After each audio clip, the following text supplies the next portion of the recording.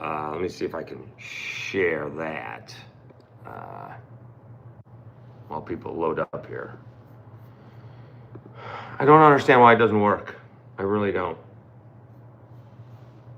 I'll just go into Best Buy and find out why. Let me see where I should be live right now, right?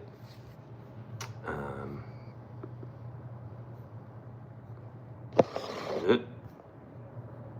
Live. Okay.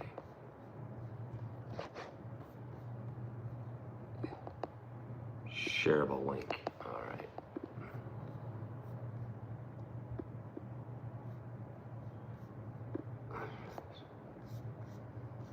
Take two.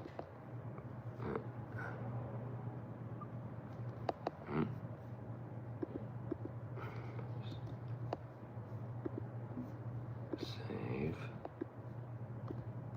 Copy. Post. Drafts.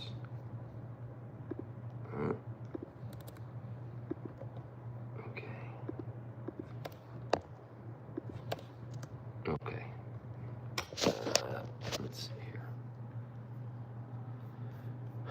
Hold on. All right. Delete.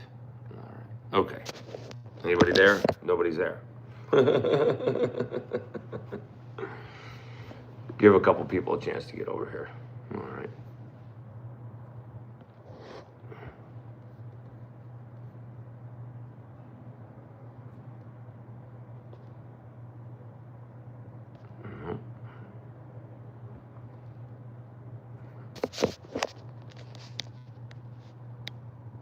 All right.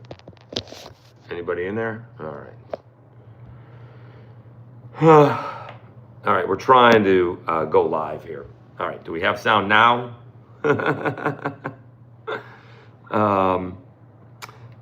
Hi, Dave Schultz, Locked On Sunbelt. Your teams every day. All right, did they kick a field goal at the end there? What? I lost my thing. All right. So, where did it go? All right, 34-6 at half. I had my stat thing out here. I don't know where it went. Let me get rid of some of these things. All right. All right. Okay. I still don't have my... Need the box score. All right, let me get the box score. Okay. I only have a few minutes left on the phone. 34-6 at half. Oregon on top of JMU. And obviously, from a JMU point of view, disappointing. At the same time, Oregon is in another class. If you want to call it P4 to G5, I guess you have the right to do that. Because it is very different, okay? This game right here is about as dominant as I've seen anybody all year, period. All right? And I'm not just talking Sunbelt. I'm just talking anybody. And it really started off on the first play of the game when Noah Whittington went around the left side and just ran out of room, was untouched. Another couple steps, he would have been gone. Do you know how many third downs Oregon has had in this ball game? One. Just one. And it was a third down pitch to the left. And it went for a touchdown. Running back was untouched. Let's see here. It was Deary Hill was untouched until he was 30 yards downfield. It's a different level. It was 13-3. And Oregon hadn't broken a sweat. The sad thing is, and it wouldn't make a difference, all right? It wouldn't have made a difference. Because JMU, outside of just getting an interception at the end of the half, could not stop Oregon. Period, end of story. Okay, again, one third down. Forget about converting. They just had one third down. That's it. The total stats for the game, I mean, Oregon's got 360 yards a game. JMU gives up about 215 per game or something like that. And they're pretty balanced. Pass yards is 211, rush yards 149.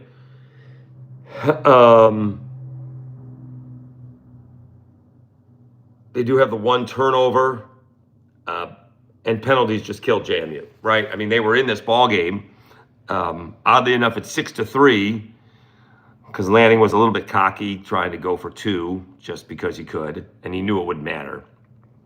But it's 6-3, and then it's 13-3, and they hit this big play down to the 10-yard line to start the third quarter, or to start the second quarter, or at the end of the first one. But it's 1st and goal at the 10, and they just went backwards.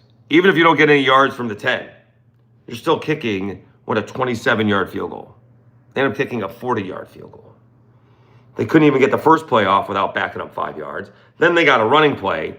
I'd like to see someone explain to me that, because that just looked like a pancake block, but okay, holding, whatever. Not going to make a difference. But what if you get 2 touchdowns to begin with instead of 2 field goals? At least it's respectable. And you actually had the time of possession. I mean, the time of possession is still 2-1 in JMU, 20 minutes to over 10 minutes, or to under 10. But it doesn't matter because the people are not getting tired is the Oregon offense, all right? They say Dante Moore is going to be the number 1 guy. Maybe. I am not the biggest Mendoza fan. I think he's a great college quarterback. I'm not sure how good pro quarterback is. Dante Moore, 11 out of 14, 211 yards, 3 touchdowns. Ridiculous. I was over here, so I missed the interception. I didn't see what happened there. Jordan Davidson on the ground, 5 carries, 67 yards. Darius Hill Jr., 2 carries, 66 yards, including the 56-yard touchdown on 3rd and 3. Jeremiah McClellan, 4 catches, 48 yards. Malik Benson, 46-yard touchdown catch. All right. For JMU, Alonzo Barnett III had this problem against Troy, and I probably forgot about it. Does have a lot of his passes tipped. He is touching 6 foot, and he's getting a lot of his passes tipped at the line of scrimmage. He's 13 out of 28, 76 yards. Obviously, no touchdowns or interceptions. And then Nick DeGennaro had the 50-yard pass play to Landon Ellis that set up JMU, but they could not take advantage of it, only kicking, actually missed the field goal, had the field goal blocked. So looking ahead, all right, it'll be interesting, and let's be honest, this is a pretty good thing for Bob Chesney in terms of he's getting a preview of what he needs in the Big Ten. This is like a preseason ball game, a year in advance or 9 months in advance or so, right? He's going to know what UCLA needs, and he's going to need to know it fast, all right? Let's see what the thing is. All right. You're a good streamer. They're marching down the field, but these penalties, man, just killing them. If they want to beat a great team, you can't have 70 yards worth of penalties, obviously. Yeah, and it was really just the 2 penalties that killed them. I mean, it could have been, again, I don't think it was making much of a game if it's 13-10. I really don't, but it would have been more fun.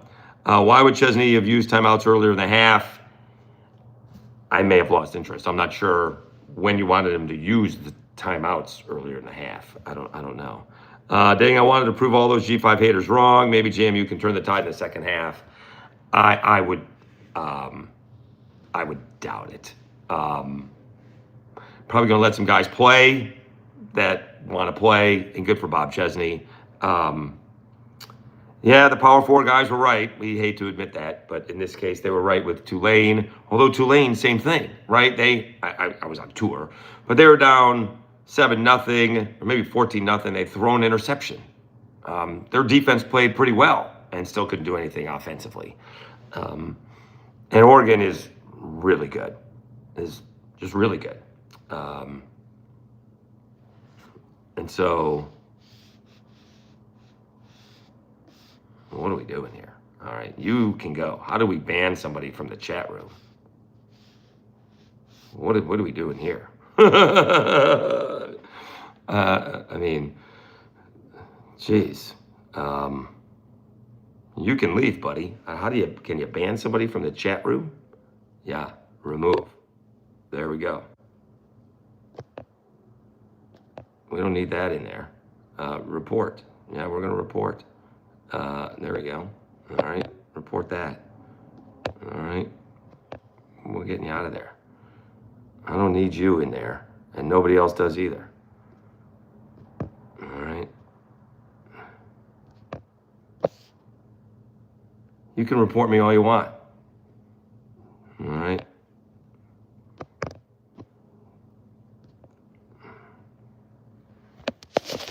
I should have taken a picture of it. All right. Remove. How do we get you in here? There you go. 24 hours. Okay. We don't need that guy. I don't know what that's about. Jeez. I don't know what that's about. Let's see here. Any other clean thing? Appreciate that. Oregon's really good.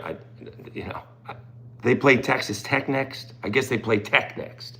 That's another one of those teams that, let's be honest. Tech, as much money as Oregon has, Oregon's always had money.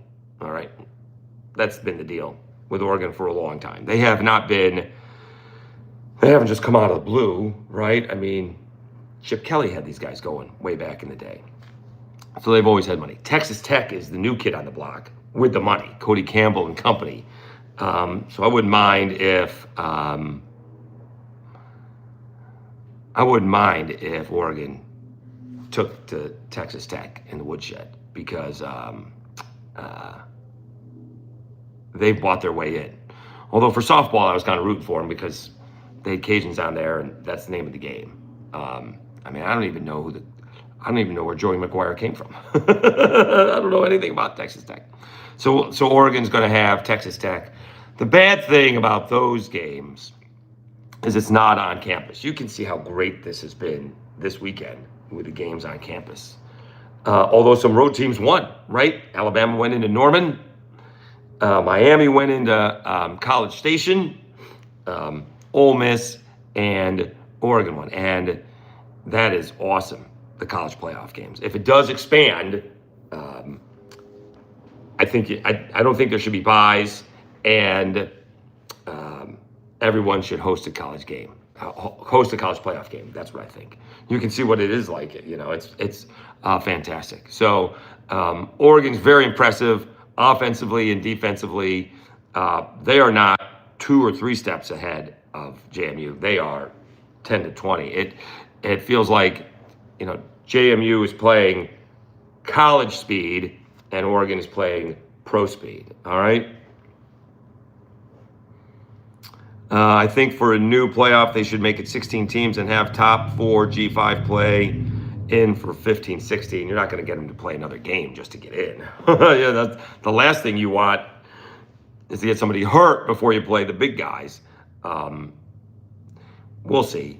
Obviously, they've already come up with a new way that they're trying to figure out a way not to keep the G5 in. All right. Which, if you're Oregon, why wouldn't you want that? Why? I couldn't believe there was an Oregon beat writer that was mad that JMU was in. You'd think it's a cushy way to get to the next round. I don't know why people were so upset. If that was me, if I was Oregon, I would have loved it. Right? I'm a 20-point favorite. My guys are not going to see the fourth quarter. I would presume if you're Dan Lanning, we're bringing these guys out and whatever adjustments they think they need to make, we'll try it on one possession for each side of the ball, and then we can get the starters out, right? As Oregon remembers, it was 34-0 Ohio State. What do you think Ohio State did? Same thing, all right? There you go. I agree with that, Matthew. Win your conference, get a spot, all right? Somewhere along the way, someone's going to win. Just not this year. This playoff system this way has been going on for 2 years. All right, can we wait a little bit before we say let's change it up. In fact, I think they're going to 14. Weren't they supposed to go to 14 teams? No, I don't know. So a tough night for JMU. Oregon's really good, and I'm sitting here still in Louisville. I should be on my way to Syracuse. I will say, I guess American Airlines took care of me, although apparently the air traffic controllers bailed this weekend. What a shock. We'll see what happens over next weekend or next week on Christmas. But that's why my flight was delayed. It wasn't weather or mechanical error. So I think the second and third string will come in midway through the third quarter. All right. I think they'll play one series just so you can have that idea of coming out of the locker room and being ready, and probably score another touchdown and go from there. All right. That's what I think. All right, I can't even believe this. I'm going to get up at 2:30 in the morning. Well, maybe like closer to 3 o'clock in the morning to catch my Uber to go to the airport. So I'm leaving at 6, all right? Appreciate that, Summer Cloud. They did have a good season. You did tell us that way. Yep, you're right. Yeah, I mean, all the Oregon fans can come in here and tell you I told you so, because they did. I mean, I don't have a leg to stand on in this case. You did. All right. This is not about a couple of bad penalties or a bad call or some drop passes. This is 34-6. Could it have been 34-14? Sure. Would it have made a difference? I don't think so. I don't think so. I appreciate you 585 Mar. I understand it. You're right. All right. So it is what it is. Should not take away from the season that James Madison had. They were fantastic. Played really well in the second half of a lot of ball games. Blew out their main opponent ODU, and hung on against Marshall, and had a shot against Louisville. All right, let's make sure we understand this. Even if they went undefeated and beat Louisville, and they deserved to get in there, besides the back door that they got in because the ACC screwed up their tiebreaker, this would still be the same thing, right? You do have bigger fish to fry, all right? Do you think JMU is lacking because of weaker schedule? No, I think they're lacking talent, all right? I mean, you heard the two running backs that are freshman running backs for Oregon are like the top running backs from their state. They're lacking talent. It's not lacking opponents. It's lacking the talent, all right? JMU has a handful of good players. Oregon's got great players all around, all right? Alonzo Barnett III is a fantastic story. Dante Moore could be the number one pick in the draft. That's a huge gap. So that's a thing, all right? And then when you start to fall behind, you start to force it, you start to play fast, that's when you have some drops and you have some penalties. So, again, they had a shot. I mean, if you go back and look, the first quarter, it was like 10 minutes to, let's see, what the time of possession. I just want to see the first quarter. First quarter was 10 and a half minutes, 10 minutes, 40 seconds to 4:20. It was 13-3 at the end of the first quarter. All right? I mean, Oregon had the ball twice and scored a touchdown twice. They didn't score more because JMU had an 8-minute drive that finished with a field goal. All right? That's the thing. I hope Chesney gets Lucas some action. They could be good. Russell Wood, still proud of JMU. David and Goliath, absolutely. And this time, Goliath won. I mean, or is winning anyways. I mean, it is what it is, as the late, great Tony Robichaux would say. All right. Hey, guys, thank you for tuning in. I need to figure out why the audio, if someone can tell me why the audio will not work on my computer with YouTube. It's just much easier. If I'm in the car, it's much easier to do it on the phone. But if it was my computer, if I'm sitting at home, I should be able to go live on the computer, all right? Barnett is throwing behind receivers like he did all season. He did that a lot in the Troy ball game. Offense played as expected. Defense has been disappointing, out of position and not tackling. Yeah, you could see there was I wouldn't even say a swing pass, just a pass down the line, and it was going to be a one-on-one, and you're just sitting there saying, got to make the tackle. You got to make the tackle. Corner doesn't make the tackle. All right, the guy goes down the sideline for 20 or 30 yards. I mean, if you're one-on-one, you got to make the tackle. He didn't make you miss. He pushed off of you, did a little forearm. So you got to make that tackle. You got to go. Also, why is the cornerback going up high and not going down for the legs? That's where you get him. So, all right.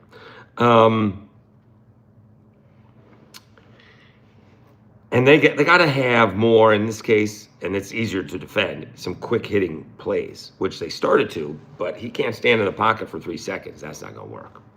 You got to have some quick hitting plays. The problem is you need some plays to go downfield, and you need more than 2 seconds to get those downfield. So it is what it is. All right. I don't know why I have a headache. I do have a headache. So I'm going to go to bed. We'll have probably going to wait till Monday now. So to do a recap, because I'm not getting in till noon or so. So I guess I could have one on Sunday. But we'll probably just have a full recap on Monday due to the travel issues, and this game not going to end till later on, so we want to have a full recap there. I will say the basketball was crazy today in the Sun Belt. Cajuns was a blowout win. South Alabama up 14 on the road to Texas State. They blow it. Who else? Georgia State won against App State. The Sun Belt was crazy. I don't know if we're going to have a video tomorrow because I can't wait for the game to end. I got to get to bed. And, I guess I could, but it's going to take me a minute because I'm not going to get home until noon. So that's okay by me. But it'll be a minute. We'll probably have a bonus one.